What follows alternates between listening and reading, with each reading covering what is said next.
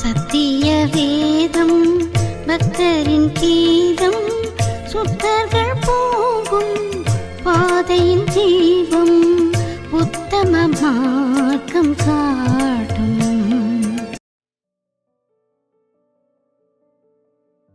கிறிஸ்துவுக்குள் பிரியமுள்ள சகோதர சகோதரிகளே, நம்முடைய பிதாவாகிய தேவனாலும் கர்த்தராகிய இயேசு கிறிஸ்துவினாலும் கிருபையும் சமாதானமும் உண்டாவதாக என்கிற வாழ்த்துதலோடு, தேவனுடைய மிகுந்த கிருபையினாலே மீண்டுமாய் நாம் ஒன்று சேரவும், தேவனுடைய மகா பரிசுத்தமான சத்தியங்களை ஆபிரகாமுடைய வாழ்க்கையிலிருந்து, வேதத்தினுடைய ஒரு முக்கிய கதாபாத்திரம் ஆபிரகாம், அவருடைய வாழ்க்கையிலிருந்தும் கூட சத்தியங்களை அறிந்து கொள்ளும்படியாய் தேவன் நமக்கு பாராட்டி இருக்கிற மேலான கிருபைக்காக அவருக்கும் அவருடைய குமாரருக்கும் மகிமையை செலுத்தி கொண்டு, அப்ப கடந்த வாரத்திலே நாம் ஒரு சில காரியங்கள் நாம் பார்த்திருக்கிறோம். இப்ப அதனுடைய விளக்கங்கள் தான் இப்ப நம்ம பார்க்கணும். எந்த அதிகாரம் ஞாபகம் இருக்குங்களா?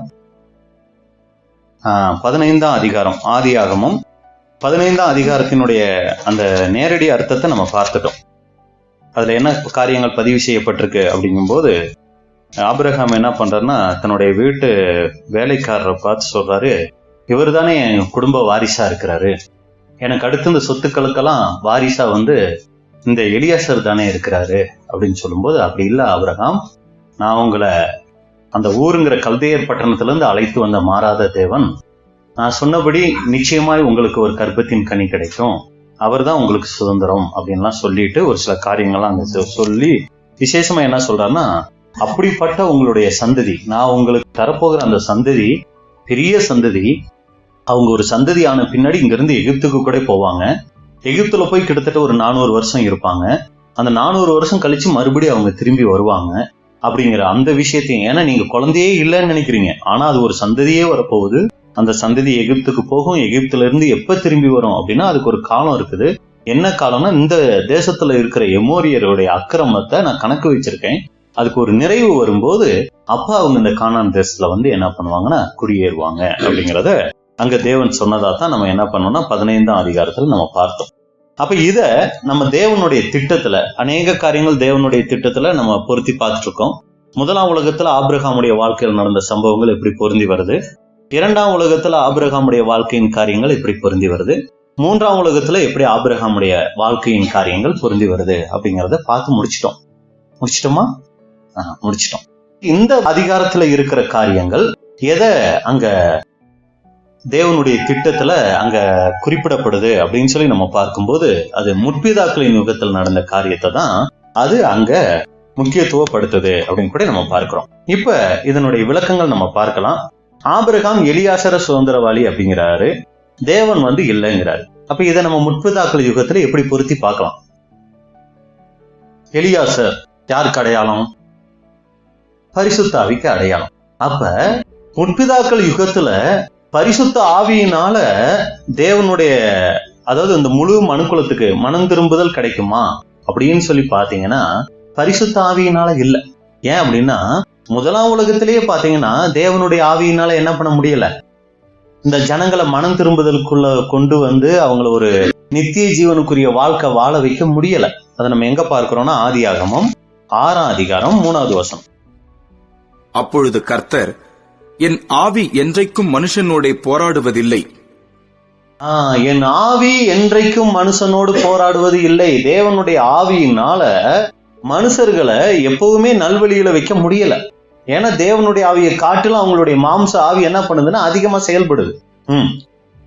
அவன் மாம்சம் தானே, அவன் இருக்க போகிற நாட்கள் 120 வருஷம் என்றார். அப்ப தேவனுடைய ஆவியினால அந்த ஜனங்களை என்ன பண்ண முடியலன்னா ஒரு மனம் திரும்புதலுக்குள்ள தேவனுக்கு பிரியமான வாழ்க்கைக்குள்ள வச்சுக்கிட்டே இருக்க முடியல. அதனாலதான் இந்த முழு உலகத்துக்கு ஆசீர்வாதம் தேவனுடைய ஆவியினால அங்க கொடுக்க முடியல அப்படிங்கறத தான் அங்க அர்த்தப்படுத்துது. எலியாசர் சுதந்திரவாளி இல்லை. அப்ப யார் சுதந்திரவாளி அப்படிங்கும்போது, உன் கற்ப பிறப்பு தான் சுதந்திரவாளிங்கும் போது, தேவனுடைய ஒரே பேரான குமாரன் இந்த பூமிக்கு அவர் ஈடுபலி ஆகிறதுனால தான் இந்த முழு மனுக்குலத்துக்கு ஆசீர்வாதம் இருக்கே ஒழிய தேவனுடைய ஆவியினால அங்க என்ன காரியங்களும் செய்ய முடியல. பாருங்க, அந்த நியாயப்பிரமாணமும் கூட இஸ்ரேல் ஜனங்களுக்கு கொடுக்கப்பட்டுச்சு. பின்னாடி முற்பிதாக்கள் காலத்துல கூட தேவன் நியாயப்பிரமாணம் கொடுத்திருந்தாரா அப்படின்னு சொல்லி பாத்தீங்கன்னா கொடுத்திருந்தார். எப்படி கொடுத்திருந்தார் அப்படின்னா அவருடைய ஆவியின் மூலமா கொடுத்திருந்தார். எப்படி அப்படின்னா, நியாயப்பிரமாணத்துல என்னென்னலாம் செய்யக்கூடாதுன்னு இருக்குதோ அது எல்லாமே அவங்களுக்குள்ள மனசுக்குள்ள அது தானா இருந்துச்சு. இன்னைக்கு நிறைய காரியங்கள் வேதத்துல தேவனுடைய ஆவி மூலமா நம்ம புரிஞ்சுக்கிறோம், இதெல்லாம் செய்யக்கூடாது, இதெல்லாம் செய்யணும்னு. உலகத்துல உள்ளவங்களுக்கும் இது தெரியுமா தெரியாதுங்களா? இதெல்லாம் தப்பு, இதெல்லாம் சரி அப்படின்னு சொல்லி அவங்களுக்கு தெரியுமா தெரியாதா? எப்படி தெரியும்? அந்த மனசாட்சி அது பாருங்க, அவங்களுக்குள்ளேயே தேவன் என்ன பண்ணி வச்சிருக்கிறாருன்னா ஒரு சுபாவமாவே இது தவறு, இது சரி, இது செய்யலாம், இது செய்யக்கூடாதுங்கிறத கொடுத்திருக்கிறார். உதாரணத்துக்கு நம்ம சொல்லணும்னா யோசேப்ப போர்த்திபேரினுடைய மனைவி அன்னைக்கு ஒரு தவறான உறவுக்கு அழைக்கும் போது அன்னைக்கு நியாயப்பிரமாணங்கள்லாம் கொடுக்கப்படல. ஆனா யோசேப்பு என்ன சொல்றாரு? இது தவறு. எப்படி அவருக்கு சொல்ல முடிஞ்சு? எப்படி அவருக்கு அது தவறுன்னு தோணுச்சு? அந்த நியாயப்பிரமாணம் எங்க இருந்துச்சு? அவருக்கு உள்ளவே இருந்துச்சு. அதுபோல எல்லா ஜனங்களுக்கும் தேவனுடைய ஆவியின் மூலமா, அதாவது அவங்க பரிசுத்தாவியை பெற்று தேவனுக்கு பிரியமான வாழ்க்கை வாழல, ஆனா பாத்தீங்கன்னா அந்த நியாயப்பிரமாணமா அவங்க உள்ளத்துக்குள்ள வைத்திருந்தார் அப்படின்னு சொல்லி அப்போஸ்தலன் பவுல் கூட சொல்றதை நம்ம பாக்குறோம். ரோமர் 2ஆம் அதிகாரம் 14-15. அன்றியும் நியாயப்பிரமாணம் இல்லாத புறஜாதிகள், பாருங்க, நியாயப்பிரமாணம் புறஜாதிகளுக்கு கொடுக்கப்படல. அந்த நியாயப்பிரமாணம் இல்லாத புறஜாதிகள் சுபாவமாய் நியாயப்பிரமாணத்தின்படி செய்கிற போது, சுபாவமா அவங்களுக்குள்ள என்ன இருந்துச்சுன்னா அந்த நியாயப்பிரமாணத்துக்குரிய காரியங்கள் இருந்துச்சு. நியாயப்பிரமாணம் இல்லாத அவர்கள் தங்களுக்கு தாங்களே நியாயப்பிரமாணமாயிருக்கிறார்கள். அவர்களுடைய மனச்சாட்சியும் கூட சாட்சியிடுகிறதினாலும் குற்றமுண்டு குற்றமில்லை என்று அவர்களுடைய சிந்தனைகள் ஒன்றையொன்று தீர்க்கிறதினாலும் நியாயப்பிரமாணத்திற்கேற்ற கிரியை தங்கள் இருதயங்களில் எழுதியிருக்கிறது என்று காண்பிக்கிறார்கள். அப்ப பாருங்க, தேவனுடைய ஆவியினால முதலாம் உலகத்திலையும் ஜனங்களை அந்த நித்திய ஜீவனுக்குரிய வாழ்க்கைக்கு கொண்டு வர முடியல, நியாயப்பிரமாணத்தினாலையும் கொண்டு வர முடியல. அப்ப எது அந்த நியாயப்பிரமாணம் போது அதுக்கு உள்ள இருக்கிறது தேவனுடைய ஆவி, அவருடைய சிந்தையை தான் நியாயப்பிரமாணமா கொடுத்திருந்தார். அப்ப இங்க பார்க்கும்போது தேவன் டோட்டலா என்ன சொல்றாரு அப்படின்னா, எலியாசர் சுதந்திரவாளி இல்லை அப்படிங்கும் போது தேவனுடைய ஆவியினால இந்த முழு மனுக்குலம் ஒரு மனம் திரும்புதலுக்குள்ள ரட்சிப்புக்குள்ள வர்றதுக்கு வாய்ப்பு இல்லை. அப்ப தேவன் என்னதான் யாருனாலதான் அப்படின்னு கூட சொல்றாரு அப்படின்னா, அந்த 15ஆம் அதிகாரம் மறுபடியும் அந்த வசனம் வாசிங்க, 3-4 வசனம். பின்னும் ஆபிராம், தேவரீர் எனக்கு புத்திர சந்தானம் அருளவில்லை, இதோ என் வீட்டிலே பிறந்த பிள்ளை எனக்கு சுதந்திரவாளியாய் இருக்கிறான் என்றான். அப்பொழுது கர்த்தருடைய வார்த்தை அவனுக்கு உண்டாகி, இவன் உனக்கு சுதந்திரவாளி அல்ல. எலியாசர் தேவனுடைய ஆவியின் மூலமாய் வருகிற அந்த ஒரு காரியங்கள் இல்ல, இப்ப இல்ல. உன் கர்ப்ப பிறப்பாய் இருப்பவனே உனக்கு சுதந்திரவாளியாவான் என்று சொல்லி, உன் கர்ப்ப பிறப்பு அப்படிங்கும் போது ஆபிரகாம் பிதாவாகிய தேவனுக்கு அடையாளங்கும் போது பிதாவாகிய தேவனிடத்தில் இருந்து வருகிற அவருடைய ஒரே பேரான குமாரன் மூலமா தான் இந்த முழு உலகத்துக்கும் ஆசீர்வாதம் அப்படிங்கறத தான் அங்க என்ன பண்றாங்கன்னா சொல்லி இருக்கிறத நம்ம பார்க்கிறோம். அப்ப எலியாசர் பரிசுத்தாவிக்கு அடையாளம், எலியாசர் சுதந்திரவாளி அல்ல அப்படிங்கிறது முற்பிதாக்களின் யுகத்திலும் தேவனுடைய ஆவி மூலம் மனுக்குலத்தை மனம் திரும்ப செய்து ஆசீர்வதிப்பது முடியாத காரியம். அப்ப உன் கற்ப பிறப்பானவனே உனக்கு சுதந்திரவாளி அப்படின்னா உண்மையா உலகத்தை பாவத்திலிருந்து மீட்டு மனம் திரும்பவும் ஆசீர்வதிக்கவும் செய்வது கர்த்தர் இயேசு மற்றும் சபை மூலமா தான். இதுதான் தேவனுடைய அந்த திட்டத்துல. அப்ப ஆபிரகாமினுடைய நிஜ வாரிசு ஈசாக்கு. ஈசாக்கு எதை அடையாளப்படுத்துறார்? கலாத்தியர் 3ஆம் அதிகாரம் 16வது வசனம். ஆபிரகாமுக்கும் அவனுடைய சந்ததிக்கும் வாக்குத்தத்தங்கள் பண்ணப்பட்டன. சந்ததிகளுக்கு என்று அநேகரை குறித்து சொல்லாமல் உன் சந்ததிக்கு என்று ஒருவனை குறித்து சொல்லி இருக்கிறார். அந்த சந்ததி கிறிஸ்துவே. அப்ப ஆபிரகாமுடைய சந்ததி ஈசாக்கு தான். ஏன் அந்த சந்ததி கிறிஸ்துவே அப்படின்னு சொல்லி இருக்குன்னா, பிதாவாகிய தேவன் மூலமாய் வருகிற கர்த்தர் இயேசு. அதைத்தான் அங்க என்ன ஆகுதுன்னா அடையாளப்படுத்தக்கூடியதாக இருக்குது. அப்ப ஈசாக்கு கர்த்தர் இயேசு, அதான் அங்க இந்த நிழல் பொருள் அப்படின்னு கூட நம்ம பார்க்கிறோம். அப்ப கர்த்தர் இயேசு மூலமா தான் இந்த முழு உலகத்துக்கு ஆசீர்வாதம் அப்படிங்கிறத அங்க அடையாளப்படுத்துறதா பார்க்கிறோம். ஆதியாகமம் 15ஆம் அதிகாரம் 5-6 வசனம். அவர் அவனை வெளியே அழைத்து, இப்ப என்ன பண்றாருன்னா உன் சந்ததி இருக்கும்னு சொல்லிட்டு, வா உன் சந்ததி எப்படி இருக்கும் அப்படின்னு சொல்லி என்ன பண்றாருன்னா வெளியே கூட்டிட்டு வந்து, நீ வானத்தை அண்ணாந்து பார், நட்சத்திரங்களை எண்ண உன்னாலே கூடுமானால் அவைகளை எண்ணு என்று சொல்லி, பின்பு அவனை நோக்கி, உன் சந்ததி இவ்வண்ணமாய் இருக்கும் என்றார். அப்ப என்னன்னு சொல்லிட்டாருன்னா, வானத்துல நட்சத்திரத்தை எண்ணிப்பாரு, உன்னால என்ன முடிஞ்ச எண்ணிக்க, இவ்வளையா என்ன இருக்கும் உன்னுடைய சந்ததி இருக்கும் அப்படின்னு கூட சொல்லிட்டாரு. அவன் கர்த்தரை விசுவாசித்தான், அதை அவர் அவனுக்கு நீதியாக எண்ணினார். அப்ப இங்க நம்ம பார்க்கும்போது ரொம்ப முக்கியமான ஒரு காரியம், வானத்து நட்சத்திரங்களை பார் அப்படின்ட்டாரு. அதுக்கப்புறமெல்லாம் ஆபிரகாமுக்கு வானத்து நட்சத்திரத்தை பார்க்கும் போதெல்லாம் என்ன ஞாபகம் வந்திருக்கும்? எனக்கு ஒரு மகன் பிறப்பான் அப்படிங்கிறது, அந்த நட்சத்திரத்தை பார்க்கும் போதெல்லாம் இப்படியா என் சந்ததி இருக்கும் அப்படின்னு கூட இதா இருக்கும். அதை தேவன் நீதியாக எண்ணினார். அந்த விசுவாசத்தை தேவன் நீதியாக எண்ணினார்னா, முற்பிதாக்கள் யுகத்துல முற்பிதாக்கள் தேவன் மேல வச்ச அந்த விசுவாசத்துல அவங்க என்னவா இருந்தாங்க? நீதிமான்களா தேவனுடைய பார்வையில எண்ணப்பட்டாங்க. நாம எதனால நீதிமான்களா எண்ணப்படுறோம் தெரியுங்களா? இயேசு கிறிஸ்துனுடைய ரத்தத்தின் மேல நம்ம விசுவாசம் வைக்கும் போதுதான் நம்ம நீதிமான்களா எண்ணப்படுறோம். அவங்க பிதாவாகிய தேவன் மேல அவருடைய வார்த்தையின் மேல விசுவாசம் வைக்கும் போது அவர்கள் அன்னைக்கு நீதிமான்களா எண்ணப்பட்டாங்க அப்படின்னு கூட நம்ம பார்க்கிறோம். இப்ப அடுத்து ஒரு சில காரியங்கள் ஆபிரகாமுக்கு தேவன் ஒரு சில காரியங்கள் ஆபிரகாம் அங்க செய்யறாரு, அந்த ஒரு சில பலிகள்லாம் செய்யறாரு. அதனுடைய விளக்கங்கள் நம்ம கர்த்தருக்கு சித்தமான பின்னாட்களை நம்ம பார்க்கலாம். இப்ப 13வது வசனம் வாசிச்சிருங்க. ஆதியாகமம் 15ஆம் அதிகாரம். அப்பொழுது அவர் ஆபிராமை நோக்கி, இப்ப ஒரு மிகப்பெரிய அவருடைய சந்ததியை குறிச்சதான தீர்க்க தரிசனம் தேவன் இப்ப ஆபிரகாமுக்கு சொல்றாரு. பாருப்பா, ஒரு குழந்தை கிடையாது உனக்கு, ஆனா உனக்கு மிகப்பெரிய ஒரு சந்ததி வரப்போகுது. அந்த சந்ததி என்ன பண்ண போகுது? உன் சந்ததியார் தங்களுடையதல்லாத அந்நிய தேசத்திலே பரதேசிகளாய் இருந்து, இங்க இருந்து போவாங்க அந்நிய தேசத்துக்கு, அங்க போய் பரதேசிகளா இருப்பாங்க, அத்தேசத்தாரை சேவிப்பார்கள் என்றும் அவர்களால் 400 வருஷம் உபத்திரவப்படுவார்கள் என்றும் நீ நிச்சயமாய் அறிய கடவாய். இவர்கள் சேவிக்கும் ஜாதிகளை நான் நியாயம் தீர்ப்பேன். அதுக்கப்புறம் இவங்க சேவிச்சாங்களே, அடிமைகளா இருந்தாங்களே, அந்த எந்த ஜாதியோ நமக்கு நல்லாவே தெரியும். ஏன்னா அந்த நேரத்துல தேவன் அங்க சொல்லல, அது எகிப்துங்கிறது நமக்கு தெரியும். அந்த எகிப்தியரை நான் என்ன பண்ணுவேன்? நியாயம் தீர்ப்பேன். பின்பு மிகுந்த பொருள்களுடனே புறப்பட்டு வருவார்கள். நீ சமாதானத்தோடே உன் பிதாக்களிடத்தில் சேருவாய். நல்ல முதிர் வயதிலே அடக்கம் பண்ணப்படுவாய். அப்ப இந்த காரியங்கள் தேவன் அங்க சொல்லிட்டு, அப்ப இது நமக்கு எதை அடையாளப்படுத்துது அப்படிங்கும்போது, ஆபிரகாம் பிதாவாகிய தேவனுக்கு அடையாளம். ஆபிரகாமுடைய சந்ததின்னு சொல்லும் போது அது யார் இங்க அடையாளப்படுத்துதுன்னா, மாம்சீக இஸ்ரேலர்கள் அடையாளப்படுத்துது.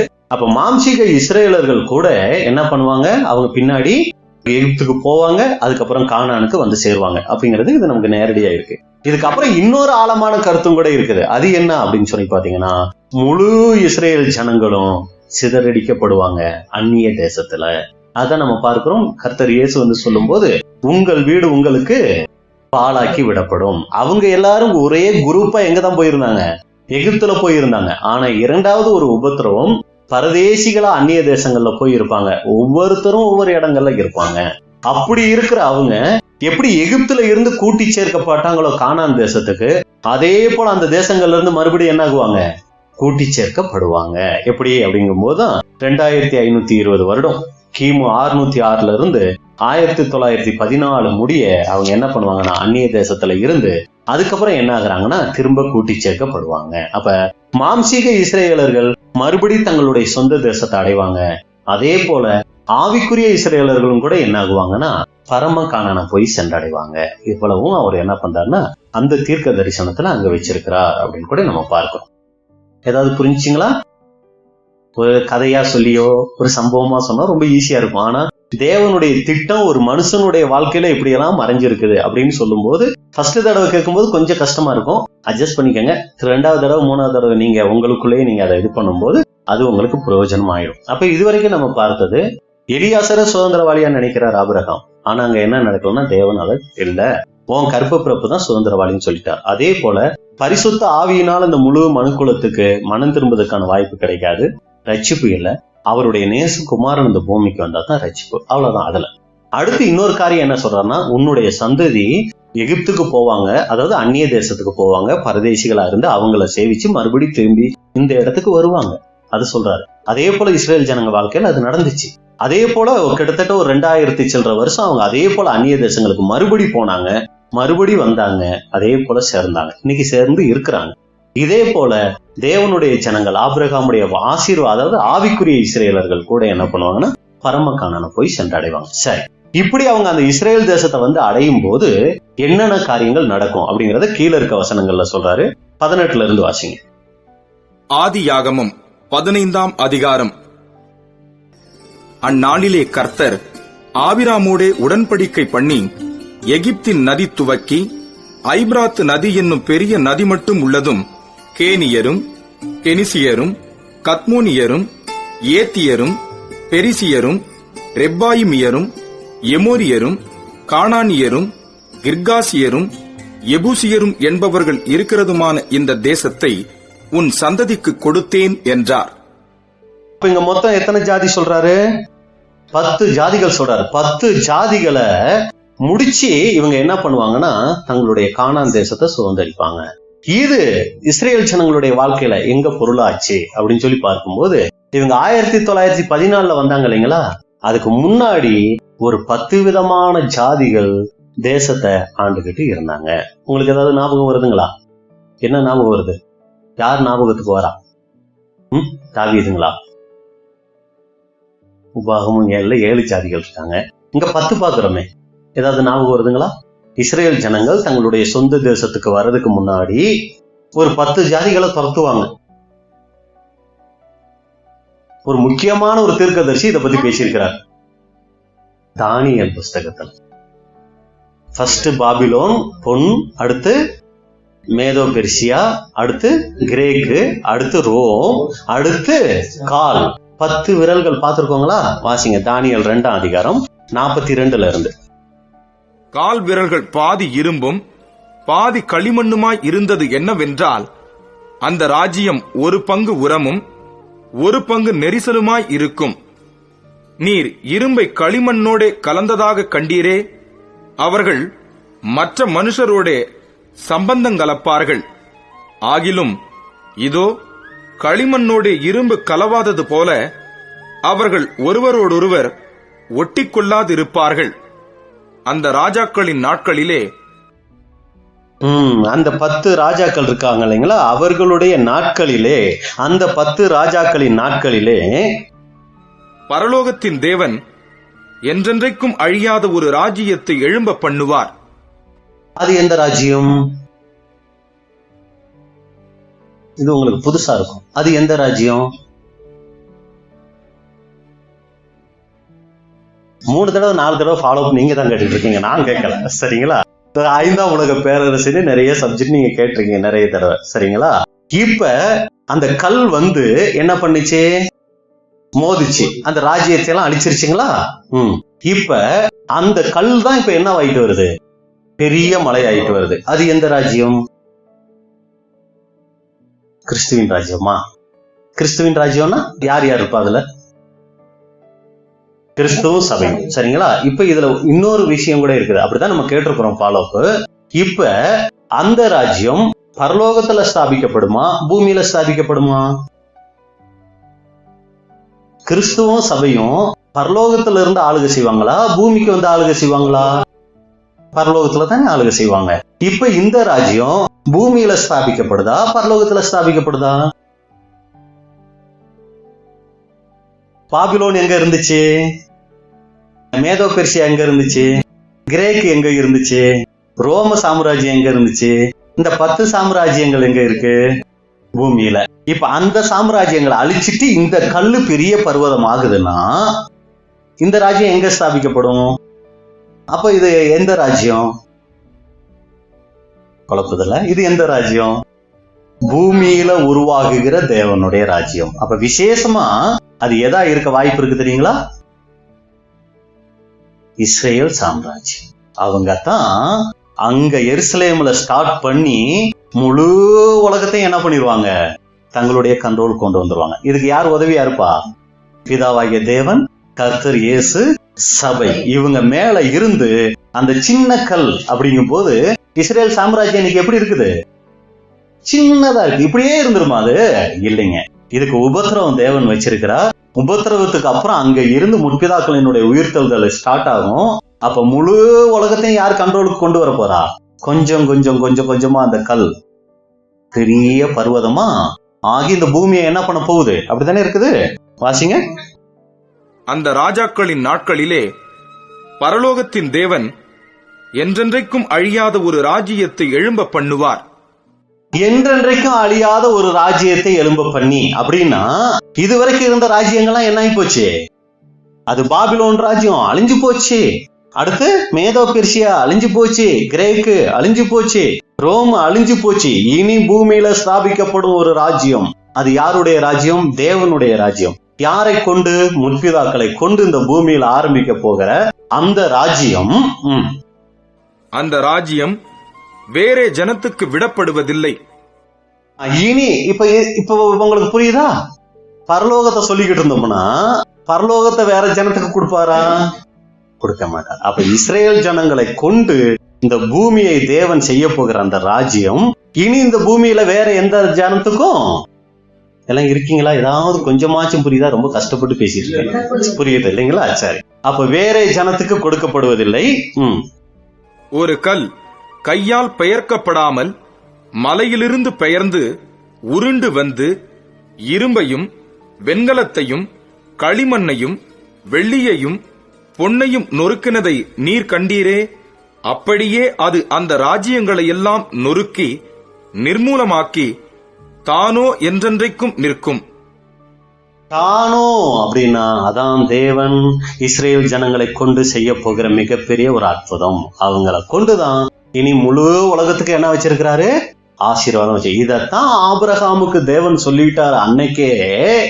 ஆபிரகாம், உன்னோட சந்ததி ஒண்ணுமே இல்லைன்னு நினைக்காதப்பா. இந்த பூமியவே நிரப்ப போறது, பூமியவே ஆளுகை செய்ய போறது யாரு? உன்னுடைய சந்ததி தான். அதுதான் இன்னொரு இடத்துல சொல்லும் போது கர்த்தர் இயேசு சொல்றாரு, ஆபிரகாம் என் நாளை காண ஆசையா இருந்தான், கண்டு களி கூர்ந்தான்னா இவ்வளவையும் தேவன் ஆபிரகாமுக்கு என்ன பண்ணிருக்கிறான்னு சொல்லி இருக்கிறார். அப்படி ஆயிடுவாங்களா என்னுடைய சந்ததி? இந்த முழு உலகத்தையும் ஆளுகை செய்யக்கூடியது இஸ்ரேல் ஜனங்கள் தானா, என்னுடைய சந்ததி தானா அப்படிங்கிறத அப்பவே அவர் விசுவாசிச்சு என்ன பண்ணிட்டாரு? அவரு சந்தோஷப்பட்ட. அந்த என்னுடைய நாளுங்கிறது எதுங்க? அதுதான் கிறிஸ்துவை கொண்டு இந்த இஸ்ரேல் ஜனங்களை தேவன் வச்சு இந்த பூமியை ஆளுகிற ஒரு காரியம். சரிங்களா? இப்ப இதத்தான் அங்க என்ன அடையாளப்படுத்தணும்? அங்க 10 வித ஜாதிகளை அழிச்சு சொல்லர்த்தமான அந்த கானானை மட்டும் இஸ்ரேல் ஜனங்கள் பிடிப்பாங்க. ஆனா வரும் காலத்துல இந்த 10 கால் விரல்களை அழிச்சிட்டாங்க. இனி அவங்க என்ன இருக்காங்கன்னா இப்ப சிறு கல் போல என்ன எடுக்கிறாங்க? அந்த இஸ்ரேல்ல இருக்கிறாங்க. இனி இந்த முழு உலகத்தையும் என்ன பண்ண போறாங்க? அவங்க நிரப்ப போறாங்க. இதுதான் அங்க என்ன இருக்குன்னா நாம பார்க்கிற அந்த 15ஆம் அதிகாரத்துல பதிவு செய்யப்பட்டிருக்கிற காரியம். எப்படி அங்க யோசுவா கூட அந்த கானான் தேசத்துக்குள்ள போறதுக்கு முன்னாடி அவரும் கூட 10 ஜாதிகளை துரத்தி இருக்கிறார். வாசிங்க, யோசுவா 23 அதிகாரம் 9-10. கர்த்தர் உங்களுக்கு முன்பாக பெரியவைகளும் பலத்தவைகளுமான ஜாதிகளை துரத்தி இருக்கிறார். இந்நாள் மட்டும் ஒருவரும் உங்களுக்கு முன்பாக நிற்கவில்லை. உங்களில் ஒருவன் 1000 பேரை துரத்துவான். உங்கள் தேவனாகிய கர்த்தர் உங்களுக்கு சொன்னபடி அவர் தாமே உங்களுக்காக யுத்தம் பண்ணுகிறார். அப்படியா யுத்தம் பண்ணிதான் என்ன இருக்கிறார்னா அந்த காரியங்கள் அங்க செஞ்சிருக்கிறார் அப்படின்னு கூட நம்ம பார்க்கிறோம். இப்ப தானியேலுக்கு வந்துருங்க. தானியேல் 7 அதிகாரம் 7வது வசனம். அதனுடைய பொருள் பார்க்கலாம். தானியேல் 7:7. அதற்கு பின்பு ராத்தரிசனங்களில் 4ஆம் மிருகத்தை கண்டேன். இதான் அந்த ரோம சாம்ராஜ்யம் நமக்கு தெரியும். அது கெடியும் பயங்கரமும் மகா பலத்ததுமாய் இருந்தது. அதற்கு பெரிய இருப்பு பற்கள் இருந்தது. அது நொறுக்கி பட்சித்து மீதியானதை தன் கால்களால் மிதித்து போட்டது. அது தனக்கு முன்னிருந்த எல்லா மிருகங்களை பார்க்கிலும் வேற்றுருவமாய் இருந்தது. அதற்கு 10 கொம்புகள் இருந்தது. அந்த 10 கொம்புகள் தான் நம்ம பார்த்திருக்கிறோம். அந்த 10 ராஜ்யங்கள் அப்படின்னு கூட பார்த்திருக்கோம். 20வது வசனத்துல இருந்து வாசிங்க. அதன் தலைமையிலுள்ள 10 கொம்புகளை குறித்தும் தனக்கு முன்பாக 3 கொம்புகள் விழுந்து போக எழும்பினதுமாய் கண்களையும் பெருமையானவைகளை பேசும் வாயையும் உடையதுமாய் மற்றவைகளை பார்க்கிலும் பருமனாக தோன்றினதுமாயிருந்த அந்த வேறே கொம்பை குறித்தும் அவற்றின் பொருளை அறிய மனதாயிருந்தேன். நீண்ட ஆயுசுள்ளவர் வருமட்டாகவும் நியாய விசாரிப்பு உன்னதமானவருடைய பரிசுத்தவான்களுக்கு கொடுக்கப்பட்டு பரிசுத்தவான்கள் ராஜ்யத்தை சுதந்திரித்துக் கொள்ளும் காலம் வருமட்டாகவும் இந்த கொம்பு பரிசுத்தவான்களோட யுத்தம் பண்ணி அவர்களை மேற்கொண்டது என்று கண்டேன். இதெல்லாம் நம்ம தானியல்ல நம்ம படிச்சிருக்கிறோம், உங்க எல்லாருக்குமே தெரியும். சரிங்களா?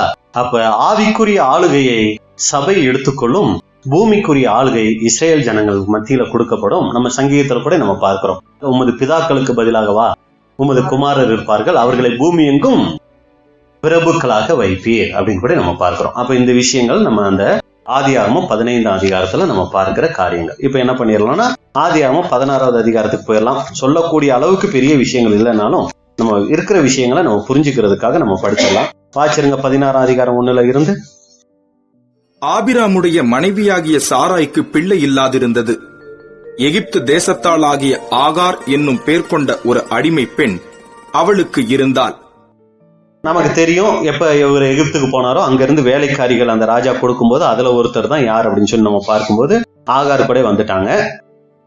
சாராய் ஆபிராமை நோக்கி, நான் பிள்ளை பெறாதபடிக்கு கர்த்தர் என் கர்ப்பத்தை அடைத்திருக்கிறார், என் அடிமை பெண்ணோடே சேரும், ஒருவேளை அவளால் என் வீடு கட்டப்படும் என்றாள்.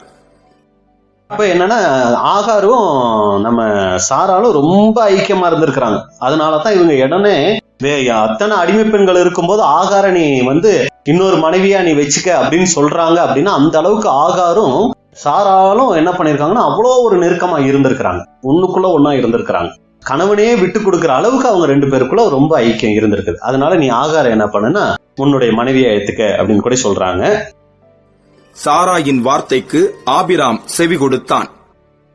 ரொம்ப முக்கியமாய் கவனிக்க வேண்டிய ஒரு வார்த்தை, ஆபிரகாம் நல்லவரா கெட்டவரா அப்படின்னு சொல்லி பாத்தீங்கன்னா ராஜ்யத்துல ஆபிரகாம் வரும்போது மனம் திரும்ப வேண்டியது ஏதாவது இருக்குமா, மன வருத்தப்பட வேண்டிய ஏதாவது விஷயம் இருக்குமா அப்படின்னு சொல்லி பாத்தீங்கன்னா உண்மையிலேயே மன வருத்தப்பட வேண்டிய ஒரு விஷயம் இருக்குன்னா இதைத்தான். சாரால் பேச்சை கேட்டேன், அது ஒரு மிகப்பெரிய தப்பாய் போச்சு. ஆதாம் கூட கவலைப்படுவாரு, இந்த ஏவாள் பேச்சை கேட்டு நான் இப்படி ஆகி போனேன், முழு மனுக்குலமே பாவத்துக்குள்ள போச்சு. அதே மாதிரி ஆபிரகாம் ஒரு வருத்தப்படுவாரு. சாராளினுடைய இந்த வார்த்தையை நான் கேட்டதுனால எவ்வளோ பெரிய நஷ்டம். இன்னைக்கு யோசிச்சு பாருங்க, அந்த இஸ்ரேல் ஜனங்களுக்கும் பக்கத்துல இருக்க பாலஸ்தீனியருக்கும் எவ்வளோ போராட்டங்கள், எத்தனை அப்பாவி ஜனங்கள் சாகுறாங்க. பாலஸ்தீனியர் யாருங்க? எல்லாம் இஸ்மேலுடைய சந்ததி தான். ஆகார் மூலமா வந்த அந்த சந்ததி இன்னைக்கு எங்களுக்கு தான் இந்த தேசங்க, இவங்க இல்ல எங்களுக்கு தான் சொல்ல இவங்கனால இந்த தீவிரவாதிகள் எவ்வளோ பெருகி போயிருக்கிறாங்க. இதுக்கெல்லாம் முக்கியமான காரணம் யாரு? ஆபிரகாம் அன்னைக்கு ராஜ்யத்துல வருவார். ராஜ்யத்துல வரும்போது அவருக்கு இதெல்லாம் தெரியும் போது அவரும் கூட என்ன பண்ணுவார், நான் கொஞ்சம் யோசிச்சிருந்தா தேவன் மேல அவர் சொன்னார், அவ்வளவு சொன்னார், உன ஊருங்கிற கல்தேயர் பட்டணத்திலிருந்து அழைத்து வந்த தேவன் உனக்கு நான் சந்ததி கொடுப்பேன், உன் சந்ததி எகிப்து எவ்வளவு அந்நிய தேசத்துக்கு போவாங்க, இவ்வளவு தெளிவா சொல்லி இருந்தும் என்ன பண்ணிட்டாரு, சாராயினுடைய வார்த்தைக்கு அங்க கேட்படிஞ்சிட்டாரு. இதுக்கு அவர் நிச்சயமா ராஜ்யத்துல வருத்தம் தெரிவிப்பார், கண்டிப்பா தெரிவிப்பார். சரிங்களா?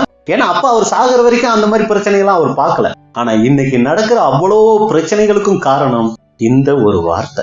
ஆபிராம் சாராயினுடைய வார்த்தைக்கு என்ன பண்ணிட்டாரு, செவி கொடுத்தா.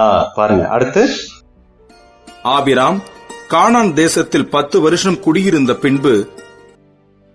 இப்ப கானான் தேசத்துல மொத்தம் எத்தனை வருஷம் இருக்கிறாரு? இதுக்கு முன்னாடி ஆபிரகாம் எங்க போனாருங்க? இந்த கானானுக்கு வர்றதுக்கு முன்னாடி ஒரு இடத்துக்கு போனாரு. எங்க போனாரு? ஆரான்ல இருந்து கானான் வந்தாருங்க. கானான் மறுபடியும் எங்க போனாரு? எகிப்துக்கு போயிட்டு மறுபடியும் கானான் வந்தாரா? எகிப்துல எத்தனை வருஷம் இருந்தாரு? எங்கேயுமே இல்ல. ஆனா கண்டுபிடிக்கலாம். எப்படி கண்டுபிடிக்கலாம் தெரியுங்களா? இந்த வசனத்தை வச்சு கண்டுபிடிக்கலாம். இங்க கானான்ல எத்தனை வருஷம் இருக்கிறாரு? 10 வருஷம் இருக்கிறாரு. இப்ப ஆபிரகாமுடைய வயசு என்ன தெரியுங்களா? 16வது வசனம் வாசிங்க. ஆகார் ஆபிராமுக்கு இஸ்மவேலை பெற்ற போது ஆபிராம் 86 வயதாய் இருந்தான். இப்ப ஆபிரகாமுடைய வயசு எவ்வளவு? 86. கானான்ல இவர் மொத்தம் எத்தனை வருஷம் இருந்தாரு? 10 வருஷம் இருந்தாரு. கானான் தேசம் வரும்போது இவருடைய வயசு என்ன? பரவாயில்ல, எல்லாம் நல்லா ஞாபகம் வச்சிருக்கீங்களே, ரொம்ப சந்தோஷமா இருக்கு. 75. இப்ப இருக்க வயசு எவ்வளவு? மொத்தம் எத்தனை வருஷம்? 11 வருஷம். கானான்ல எத்தனை வருஷம் இருந்தாரு? 10 வருஷம். அப்ப எகிப்துல எத்தனை வருஷம் போய் இருந்திருக்கிறாரு? 1 வருஷம் இருந்திருக்கிறாரு. பாருங்க எவ்வளவு அழகா வேதத்துல தேவன் அங்கங்க என்ன பண்ணி வச்சிருக்கிறாரு, எல்லாத்தையும் மறைச்சு வச்சு. எகிப்துல அவரு போய் எத்தனை வருஷம் ஆண்டவர் இருந்திருப்பாரு அப்படின்னு சொல்லி நம்ம கேட்டோம்னா, வச்சிருக்கேன். எங்க வச்சிருக்கேன்னா குழுவுல வச்சிருக்கேன். 1 வருஷம் அவர் இருந்தாரு. ஏன்னா 75ல கிளம்பி போனாரு.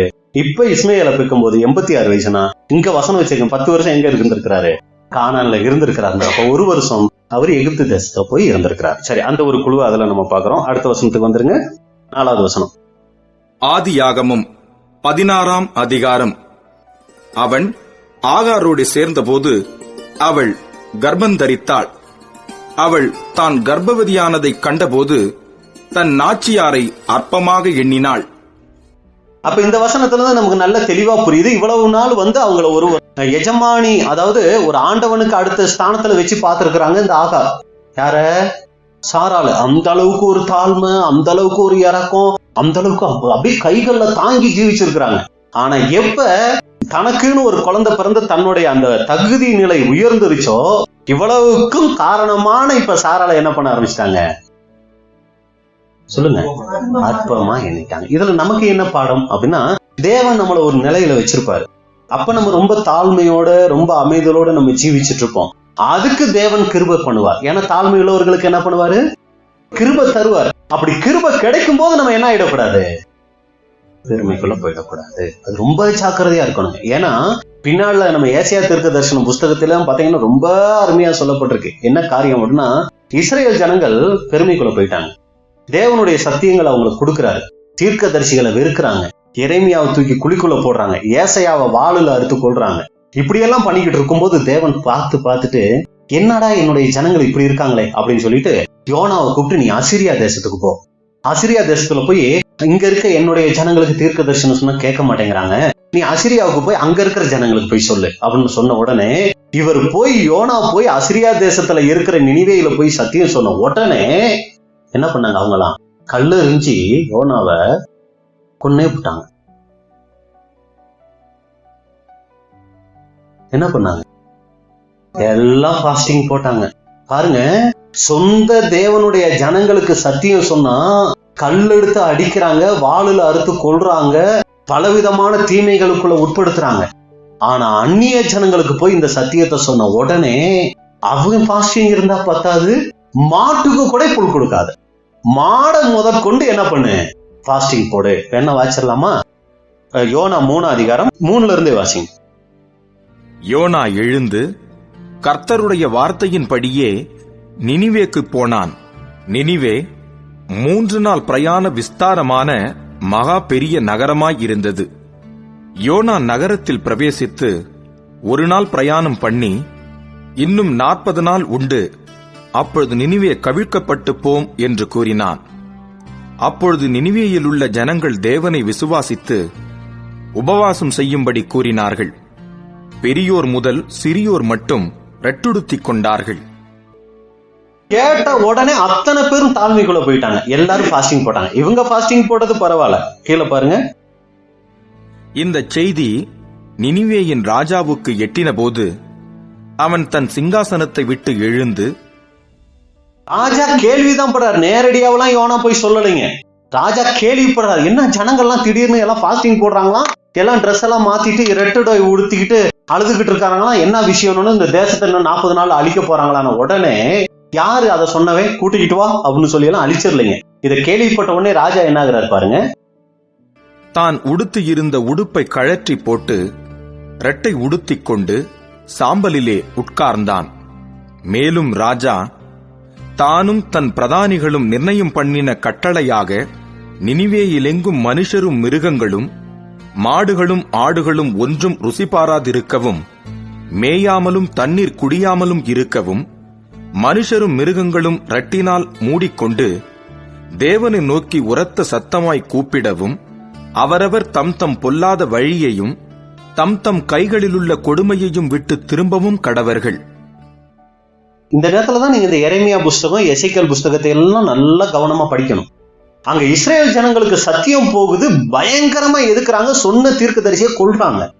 ஆனா இங்க தேவனுக்கு அவங்களுக்கு சம்பந்தமே இல்லாத ஜனங்களுக்கு போய் சத்தியம் சொல்லப்படுது. மாடு முதற்கொண்டு என்ன பண்றாரு? தண்ணி புல்லு இல்லாம எல்லாத்துக்கும் ஃபாஸ்டிங் போடு. தேவன் யாருக்கு முக்கியத்துவம் கொடுப்பாரு? அநீதி உள்ள ஜனங்களா இஸ்ரேல் ஜனங்கள் மாறிட்டாங்க. நீதி உள்ள ஜனங்களை இப்ப யார் மாறிட்டா? அசிரியர் மாறிட்டாங்க. உடனே அசிரியரை கொண்டு வந்து இஸ்ரேல் ஜனங்களை தூக்கிட்டார் தெரியுங்களா? 2 ராஜாக்கள் 17 அதிகாரம் 23வது வசனம். கர்த்தர் தீர்க்கதரிசிகளாகிய தம்முடைய ஊழியக்காரர் எல்லாரையும் கொண்டு சொல்லியிருந்தபடி அவர்களை தமது சமூகத்தை விட்டு அகற்றுகிற வரைக்கும் அவைகளை விட்டு விலகாதிருந்தார்கள். நீங்க என்ன பண்ணுங்கன்னா, உங்களுக்கு வாய்ப்பு இருந்துச்சுன்னா இந்த 17 அதிகாரம் முழுக்க நீங்க வீட்டுல போய் வாசிங்க. சரிங்களா? எங்க இருந்து? 1வது வசனத்துல இருந்தே வாசிங்க. யூதாவின் ராஜாவாகிய ஆகாசின் 12ஆம் வருஷத்தில் ஏலாவின் குமாரனாகிய ஓசையா இஸ்ரவேலின் மேல் ராஜாவாகி சமாரியாவிலே 9 வருஷம் ராஜ்யபாரம் பண்ணி கர்த்தரின் பார்வைக்கு பொல்லாப்பானதைச் செய்தான். ஆனாலும் தனக்கு முன்னிருந்த இஸ்ரவேலின் ராஜாக்களைப் போல் செய்யவில்லை. அவனுக்கு விரோதமாக அசீரியாவின் ராஜாவாகிய சல்மனாசார் வந்தான். இப்படி ஏன் சல்மனாசார் வராரு? ஏன் அசிரியா ராஜா வந்தாரு? அவர் தான் அன்னைக்கு தேவனுடைய பார்வையில யாரா இருக்கா? நீதி உள்ள தேசம், நீதி உள்ள ராஜாவா இருக்கிறார். இஸ்ரேல் ஜனங்கள்லாம் பாத்தீங்கன்னா பயங்கரமா பொல்லாத ஜனங்களாயிட்டு பொல்லாத காரியங்கள் செய்யறவங்களா இருக்கிறாங்க. அப்பொழுது ஓசையா அவனை சேவிக்கிறவனாகி அவனுக்கு பகுதி கட்டினான். ஓசையா எகிப்தின் ராஜாவாகிய சோ என்பவனிடத்துக்கு ஸ்தானாபதிகளை அனுப்பினதும் தனக்கு வருஷந்தோறும் செய்தது போல் பகுதி அனுப்பாதே போனதுமான கலக யோசனையை அசீரியாவின் ராஜா ஓசையாவினிடத்திலே கண்டு அவனை பிடித்து கட்டி சிறைச்சாலையிலே வைத்தான். ஆரம்பத்துல கொஞ்சம் கப்பம் கட்டி இருக்கிறாரு, பின்னாடி குழப்பம் பண்ண ஆரம்பிச்சிட்டாரு. உடனே மறுபடியும் அவரை பிடிச்சாச்சு. அசீரியா ராஜா தேசமெங்கும் போய் சமாரியாவுக்கும் வந்து அதை 3 வருஷம் முற்றுகை போட்டிருந்தான். ஓசையாவின் 9ஆம் வருஷத்தில் அசீரியா ராஜா சமாரியாவை பிடித்து இஸ்ரவேலை அசீரியாவுக்கு சிறையாக கொண்டு போய் அவர்களை கோசா நதி ஓரமான ஆலாகிலும் ஆபோரிலும் மேதியரின் பட்டணங்களிலும் குடியேற்றினான். எல்லாத்தையும் அசீரியாவுக்கு கொண்டு போயிட்டாரு. என்ன காரணம்? ஏன் தேவன் இப்படி செஞ்சார்? தன்னுடைய ஜனங்களை ஏன் கைவிட்டுட்டாரு? ஒரு புறஜாதி ராஜா வந்து தேவனுடைய ஜனங்களை ஈஸியா கொள்ளை கொண்டு போறதுக்கு தேவன் ஏன் அனுமதி கொடுத்துட்டாரு அப்படின்னு சொல்லி பார்த்தோம்னா, தேவன் அவ்வளவு மோசமானவர் இல்ல. நல்லா நீங்க புரிஞ்சுக்கங்க. யார் புரிஞ்சுக்கணும்? நாம புரிஞ்சுக்கணுங்கிறதுக்காக தான் இதெல்லாம் பதிவு செய்யப்பட்டிருக்கு. பாருங்க, ஏன் தேவன் இப்படி செஞ்சிட்டாருங்கிறத தான் 7வது வசனத்துல இருந்து இந்த 23, 24வது வசனம் வரைக்கும் சொல்லியிருக்கு. படிக்கலாமா இல்ல கடந்து போயிடலாமா? நீங்க என்ன செஞ்சாலும் செய்யுங்க பிரதர் அப்படிங்கிறீங்களா? ஒரு 2-3 வசனம் வாசிங்க, நமக்கு பிரயோஜனமா இருக்கும். எகிப்தின் ராஜாவாகிய பார்வோனுடைய கையின் கீழிருந்த தங்களை எகிப்து தேசத்திலிருந்து வரப்பண்ணின தங்கள் தேவனாகிய கர்த்தருக்கு விரோதமாக இஸ்ரவேல் புத்திரர் பாவம் செய்து அந்நிய தேவர்களுக்கு பயந்து நடந்து. ஆண்டவர்கிட்ட இப்ப நம்ம கேள்வி கேட்கணும். ஏன் ஆண்டவரே அசிரியா ராஜா கிட்ட இஸ்ரேல் ஜனங்களை இப்படி விட்டுட்டீங்க? நீங்க வல்லமையுள்ள தேவன், சர்வ வல்லமையுள்ள தேவன், உங்க ஜனங்கள் தானே, நீங்க பாதுகாத்திருக்கலாம்ல. ஏன் அசிரியா ராஜா கொள்ளை கொண்டு போறதுக்கு நீங்க இப்படி விட்டுட்டீங்கன்னா என்ன காரணம் தெரியுமா? அவங்களை நான் எகிப்துல இருந்து கூட்டிக்கிட்டு வந்தேன். தேவன் பேசுறாரு பாருங்க. அவங்க கர்த்தருக்கு விரோதமா, எனக்கு விரோதமாக இஸ்ரேல் புத்திரர் பாவம் செய்து அந்நிய தேவர்களுக்கு பயந்து நடந்தாங்கப்பா, எனக்கு பயந்து நடக்கல. கர்த்தர் இஸ்ரவேல் புத்திரருக்கு முன்பாக துரத்தின ஜாதிகளின் வழிபாடுகளிலும் இஸ்ரவேல் ராஜாக்களின் வழிபாடுகளிலும் நடந்து கொண்டிருந்தார்கள். செய்யத்தகாத காரியங்களை இஸ்ரவேல் புத்திரர் தங்கள் தேவனாகிய கர்த்தருக்கு விரோதமாக ரகசியத்தில் செய்ததுமன்றி. ஆரம்பத்துல ரகசியத்துல செய்ய ஆரம்பிச்சாங்க. அப்புறம் என்ன பண்ணிட்டாங்க? அந்த ரங்கத்துல செஞ்ச பாவம் வெளிய ரங்கத்துக்கு வர. ரொம்ப நாளைக்கு ஒரு தப்ப ரொம்ப நாள் நம்ம மறைச்சு வச்சுக்க மாட்டோம், துணிகரம் வந்துடும். அப்புறம் நம்ம என்ன பண்ணுவோம்னா இஷ்டத்துக்கு செய்ய ஆரம்பிச்சிரும். ஃபர்ஸ்ட் யாரும் பார்த்துவாங்களோ, பிரதர் சிஸ்டருக்கு தெரிஞ்சிருமோன்னு ஆரம்பிக்கிறது. பின்னாடி என்ன தெரியுங்களா ஆகும்? வர வர யார் தான் யோகியம்? எல்லாரும் யோகியமா? நான் மட்டும் தானா? நான் செய்வேன், யார் என்ன கேள்வி கேட்கிறான்னு பார்ப்போம். அந்த அளவுக்கு என்ன பண்ணுனா துணிகரத்தை கொண்டு வந்துரும். இங்க இஸ்ரேல் ஜனங்கள் அந்த ரங்கத்துல செய்ய ஆரம்பிச்சாங்க. இப்ப என்ன, வீட்டுக்குள்ள வச்சு வழிபட ஆரம்பிச்சு பூசை போட ஆரம்பிச்சவங்க இப்ப வெளியில போட ஆரம்பிச்சிட்டாங்க. கீழே வாசிங்க. காவல் காக்கிற கோபுரங்கள் தொடங்கி கோபுரங்கள் கட்ட ஆரம்பிச்சிட்டாங்க. அரணான பட்டணங்கள் மட்டுமுள்ள தங்கள் ஊர்களிலெல்லாம் தங்களுக்கு மேடைகளையும் கட்டி, உயரமான சகல மேட்டின் மேலும் பச்சையான சகல மரத்தின் கீழும் தங்களுக்கு சிலைகளையும் விக்கிரக தோப்புகளையும் நிறுத்தி, கர்த்தர் தங்களை விட்டு குடிவிலக்கின ஜாதிகளைப் போல சகல மேடைகளிலும் தூபம் காட்டி கர்த்தருக்கு கோபமுண்டாக துர்க்கிரியைகளை செய்து, பாருங்க மேல பாக்குற 9வது வசனத்துல செய்யத்தகாத காரியங்களை இஸ்ரவேல் புத்திரர் அப்படின்னு சொல்லி பாக்குறோம். 12வது வசனத்துல இப்படி செய்யத்தகாது என்று கர்த்தர் தங்களுக்கு சொல்லி இருந்தும், இப்படி செய்யத்தகாது என்று கர்த்தர் தங்களுக்கு சொல்லியிருந்தும் நரகலான விக்கிரகங்களை சேவித்து வந்தார்கள். நீங்கள் உங்கள் பொல்லாத வழிகளை விட்டு திரும்பி, நான் உங்கள் பிதாக்களுக்கு கட்டளையிட்டதும் என் ஊழியக்காரராகிய தீர்க்கதரிசிகளைக் கொண்டு உங்களுக்கு சொல்லி அனுப்பினதுமான நியாயப்பிரமாணத்தின்படியெல்லாம் என் கற்பனைகளையும் என் கட்டளைகளையும் கைக்கொள்ளுங்கள் என்று கர்த்தர் தீர்க்கதரிசிகள் ஞான திருஷ்டிக்காரர் எல்லாரையும் கொண்டு இஸ்ரவேலுக்கும் யூதாவுக்கும் திடசாட்சியாய் எச்சரித்துக் கொண்டிருந்தும் அவர்கள் செவிக்கொடாமல் தங்கள் தேவனாகிய கர்த்தர் மேல் விசுவாசியாமற் போன கடின கழுத்துள்ள தங்கள் பிதாக்களைப் போல் தங்கள் கழுத்தை கடினப்படுத்தி, 20வது வசனம் வந்துருங்க. இப்படி எல்லாம் இவங்க செஞ்சதுனால நான் என்ன பண்ணேன்? ஆகையால் கர்த்தர் இஸ்ரவேல் சந்ததியாரையெல்லாம் புறக்கணித்து, இதனாலதான் நான் அவங்கள புறக்கணித்து அவர்களை தமது முகத்தை விட்டு தள்ளுமட்டாக ஒடுக்கி அவர்களை கொள்ளைக்காரர் கையில் ஒப்புக் கொடுத்தார். கொள்ளைக்காரர் கையில நான் ஒப்பு கொடுத்துட்டேன். இப்ப 23 வாசிங்க. கர்த்தர் தீர்க்கதரிசிகளாகிய தம்முடைய ஊழியக்காரர் எல்லாரையும் கொண்டு சொல்லியிருந்தபடி அவர்களை தமது சமூகத்தை விட்டு அகற்றுகிற வரைக்கும் அவைகளை விட்டு விலகாதிருந்தார்கள். இப்படியே இஸ்ரவேலர் தங்கள் தேசத்தினின்று அசீரியாவுக்கு கொண்டு போகப்பட்டு இந்நாள் வரைக்கும் இருக்கிறார்கள். பாத்தீங்களா, இதுதான் இஸ்ரேல் ஜனங்கள் அசிரியர்கள் வந்து இஸ்ரேலை பிடிச்சதுக்கு காரணம். ஏன்னா நீதி உள்ள ஜனங்கள் அநீதி உள்ள ஜனங்களா மாறும்போது தேவன் நீதியுள்ள ஜனங்கள் வேற யாராவது இருக்காங்களான்னு தேடுறாரு. அப்பதான் என் தீர்க்கதரிசிய அந்த நினிவேவுக்கு அனுப்பிச்சு பாக்குறேன். அப்படியே நினிவேவுக்கு அனுப்பும் போது அந்த ஜனங்கள் என்ன ஆயிட்டாங்க? சடால்னு கீழே விழுந்துட்டாங்க. உடனே தங்களுடைய தாழ்மையை காமிச்சிட்டாங்க. இப்ப இந்த அநீதி உள்ள ஜனங்களை அந்த நீதி உள்ள ஜனங்களை வச்சு தேவன் என்ன பண்றாரு? நியாயம் சேர்க்கிறார். இப்ப அவங்க வந்து பிடிச்சிட்டாங்க. 18ஆம் அதிகாரம் 9 இருந்து 2 ராஜாக்கள் 18ஆம் அதிகாரம். இஸ்ரவேலின் ராஜாவாகிய ஏலாவின் குமாரன் ஓசையாவின் 7ஆம் வருஷத்திற்கு சரியான எசேக்கியா ராஜாவின் 4ஆம் வருஷத்திலே அசீரியா ராஜாவாகிய சல்மனாசார் சமாரியாவுக்கு விரோதமாய் வந்து அதை முற்றுகை போட்டான். 3 வருஷம் சென்ற பின்பு, ஏன் 3 வருஷம்? அப்பயாவது என் ஜனங்கள் கொஞ்சமாச்சு மனம் திரும்பி கீழ்ப்படிஞ்சிருவாங்களா? வெயிட் பண்றாரு. 3 வருஷம் சென்ற பின்பு அவர்கள் அதை பிடித்தார்கள். எசேக்கியாவின் 6ஆம் வருஷத்திலும் இஸ்ரவேலின் ராஜாவாகிய ஓசையாவின் 9ஆம் வருஷத்திலும் சமாரியா பிடிபட்டது. அசீரியா ராஜா இஸ்ரவேலை அசீரியாவுக்கு சிறைப்பிடித்துக் கொண்டு போய், போதும். அப்ப இங்க நம்ம பார்க்கிறோம் ரொம்ப முக்கியமான ஒரு காரியம். தாழ்மையா இருக்கும்போது தேவன் கிருபை தருவார். அந்த கிருபையை வாங்கிக்கிட்டு நம்ம என்ன ஆயிடக்கூடாது? பெருமைப்பற்றக்கூடாது. நம்மளுடைய தாழ்மை, நம்மளுடைய கீழ்ப்படிதல், தேவனுக்கு பயப்படுகிற பயத்தை வச்சு தேவன் என்ன பண்ணுவார்னா ஒரு சில ஆசீர்வாதங்கள், ஒரு சில கிருபைகள் நமக்கு தருவார். அப்படி தரும்போது அதை பெற்றுக்கொண்ட உடனே அது இல்லாதவங்களை பார்த்து நம்ம என்ன ஆயிடக்கூடாதுங்க?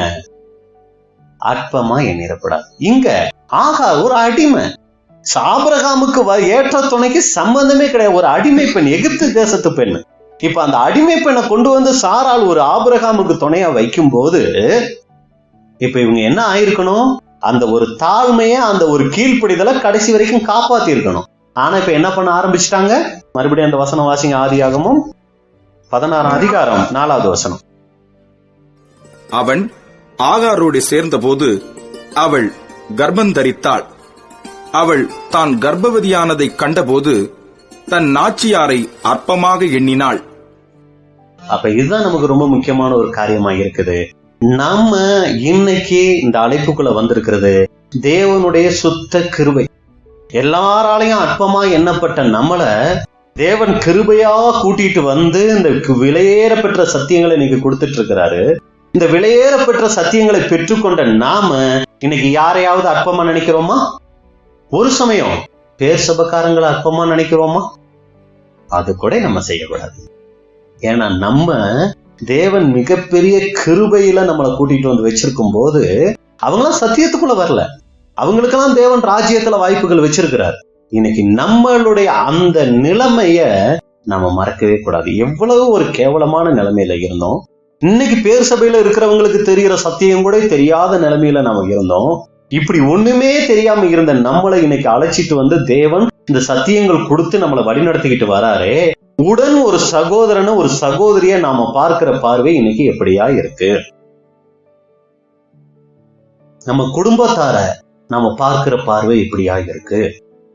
நம்மளை சுற்றி இருக்கிறவங்களை நாம பார்க்கிற பார்வை எப்படியா இருக்கு? ஒரு சமயம் இந்த சத்தியம் தெரியாம இருக்கிற கிறிஸ்தவ ஜனங்கள்னு சொல்லிக்கிறாங்களே, இவங்களை நாம பார்க்கிற பார்வை எப்படியா இருக்கு?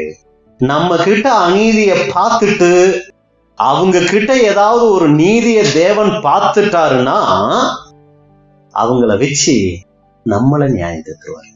புரியுதுங்களா? தேவனுக்கு நீதி தான் முக்கியம்.